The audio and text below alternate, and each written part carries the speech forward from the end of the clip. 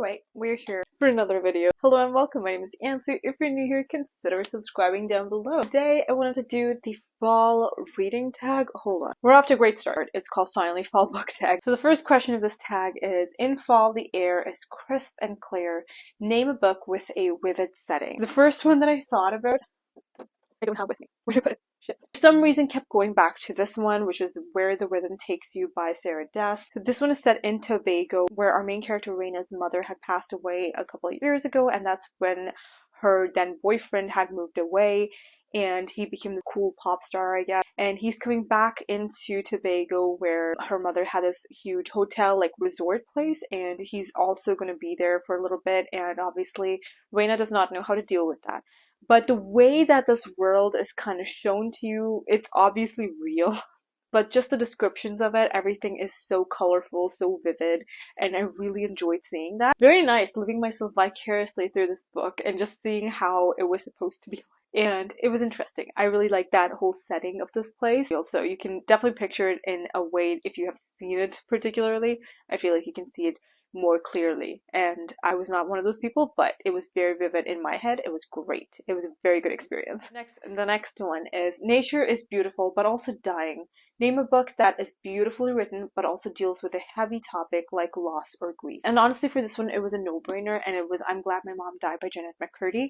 Obviously, from the title, the mother has died. It is a nonfiction following around Jeanette McCurdy's life story. So incredibly heartbreaking, and we see how much Jeanette McCurdy had to go through as a child actress in iCarly and whatnot. The things that she had been forced into doing just so she could take care of her family, and it's just so heartbreaking to see the things that she had to go through. It also talks about the eating disorders that she had, some of the sexual assaults that she had to go through, physical abuse, everything, and how she's grieving her mother right now, even though her mother was the reason behind like 99% of her problems. It's so difficult to see someone who's supposed to be very close to you, near and dear to you, who should take care of you, abusing you in that manner. And it's just, oh man, it was such a tough book to read. This is just something that I think everyone should read. Just make sure that you read all of the like trigger warnings and stuff, because this is very heavy. So if you're not ready for it, don't read it, but it is just an incredible book. It's very eye-opening. Next up, fall is back to school season. Share a nonfiction book that taught you something new. Honestly, I'm not such a huge nonfiction reader. I probably read like 3 or 4 nonfictions this year, and I've read like 60 something books already. And the one that I'm going to go with is The Light We Carry by Michelle Obama. This is the one that I read fairly recently, I think, and I personally really enjoyed this one. Michelle Obama is just a very good author, and I just love the way that she kind of narrates her stories as well. This really talks about the difficult situations in a person's life and how you can overcome any kind of situation, and I think it's just very fascinating to hear the things that she says. It's a no-brainer, honestly, for the most part, in like how you get through situations, but just the way that she kind of approaches it and tells you what to do. Did I really learn something from it? I don't know. I feel like I'm back to my old self once again. Honestly, Ansu has not changed that much. I think this is a very good book, and I really enjoyed it when I read it. So I would still recommend you guys to pick this one up. It just gives you more insights about Michelle Obama as a person, more so after being the first lady, and like what her life is like now and how she dealt with certain situations when her kids were growing up and stuff like that. It was pretty interesting. I really enjoyed it. Did I like Becoming more? Absolutely. But this is still a really interesting and fun book to get through. Next up, in order to keep warm, it's good to spend some time with the people we love. Name a fictional family or household or friend group that you'd like to be a part of. For this one, honestly, I didn't really have many like friend groups, familial aspects that I could think of, at least. I think there was one particular book that had like sisters in it, and I really enjoyed that, but I can't remember it. Oh, I know the one that I'm talking about. I'm thinking about Howl's Moving Castle. That was a pretty neat like sister bond that I had seen, and I thought it was really sweet. But the one that I'm more so leaning toward is A Very Secret Society of Irregular Witches by Sangul Mandana. This one follows around a witch who makes online videos on how to be a witch, and everyone thinks it's just like satire, just for funsies. And she gets called into this house. Basically, they're claiming that there are 3 girls in this house who needs training to be witches. Her main character is the one to help them. So she ends up going to this mansion of sorts, and she's like, yeah, this is not true. This is not why they need me here. But there were actually 3 little witches, and she's trying to teach them. It's a very heartwarming story. There's obviously a familial aspect in it, and I really enjoyed seeing all these characters together and just bonding. It was very heartfelt, very heartwarming, and I really enjoyed seeing that. So this is something that I will recommend you guys to pick up for that feeling for sure. But also The House in the Cerulean Sea, if you haven't read that. Pretty similar. I also like that one. It has a great familial aspect too. So if that's something they're looking for. Cool. I have 2 recommendations for you guys. I'm so good at it. Next one. The colorful leaves are piling up on the ground. Show us a pile of fall-colored spines. Of course I will. Such a silly gap. I'm using the books that I've already talked about, but look at that. Very yellow, very red, very orange. Is that a good answer? I hope it is. Fall is the perfect time for some storytelling by the fireside. Share a book wherein somebody is telling a story. Well, I have read a couple of stories like where they're actually talking through the story, but this is something that really stands out to me, and that is Everyone in My Family Has Killed Someone by Benjamin Stevenson. This one I read in the beginning of this year and I really enjoyed it.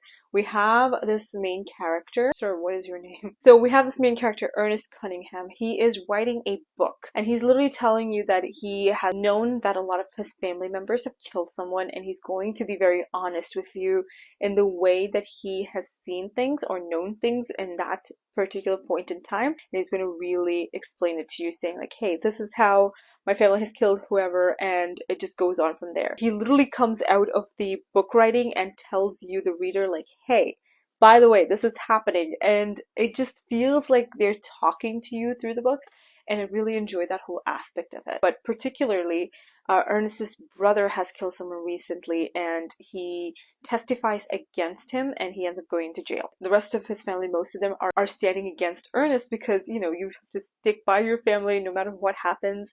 And obviously Ernest didn't do that, so they're really upset with him. And finally, I think a couple of years later, this brother ends up coming out of jail, and Ernest thinks that that brother is going to end up killing him. And they're in this like very secluded ski resort place, and he's just expecting to die at any point in time.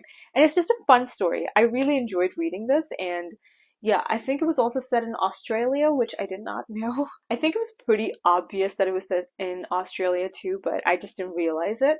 But it's a good book. I really enjoyed it, so I would highly recommend this one to you. Okay, next. The nights are getting darker. Share a dark and creepy read. I'm gonna go with Sometimes a Lie by Alice Feeney for this one. This one follows around this woman who is in a coma. We're trying to figure out like how she got into that coma, what accident happened, how she got into that accident, etc. And it's really dark. We're following around like 2 different perspectives. I think it was 3 perspectives. One when she was a child through like a childhood diary series, and also like present time when she's in the coma, and what happened like right before the accident leading up to the accident. 3 different like timelines. So it's very dark and creepy, just trying to figure out what happened to this woman. There is rape of a person who is unconscious.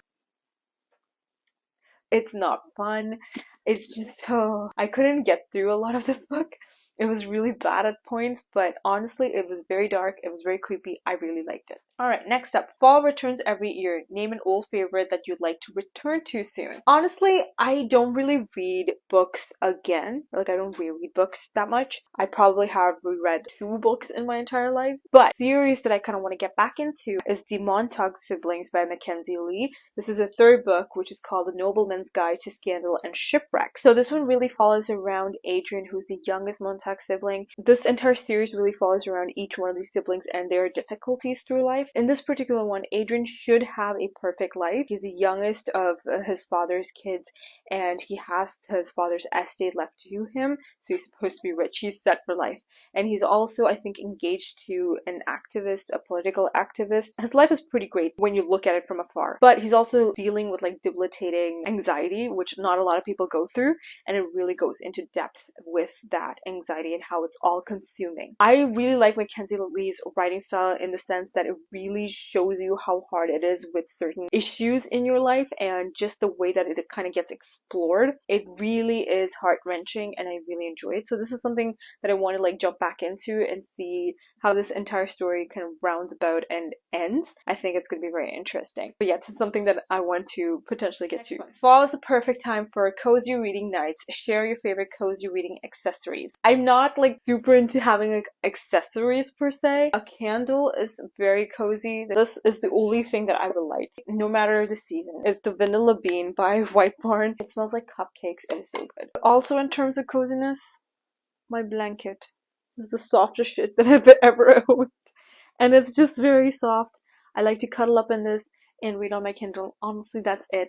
I don't have many accessories that I want to really talk about or impart with you guys. I don't know, man, but this is it. That's it. Just a candle and a blanket. I think it's cozy enough for me. The final thing is to spread the autumn appreciation and tag some people. I don't have many booktube friends who actually post videos anymore, but I'm still gonna tag Darian from Darian Reads, who does actually post. Kristen from Kristen Craves Books. Okay, yeah, she hasn't done it recently. So Kristen from Kristen Craves Books and Darian from Darian Reads. That's the two people that I'm gonna tag. But if you're watching this video and you're just like, huh, I wish someone tagged me.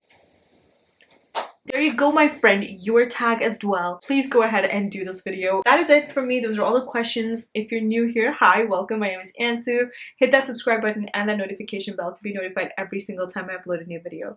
Thanks so much for watching. I'll see you all next time with another one. Until then, I'll talk to you all in the comments. Bye!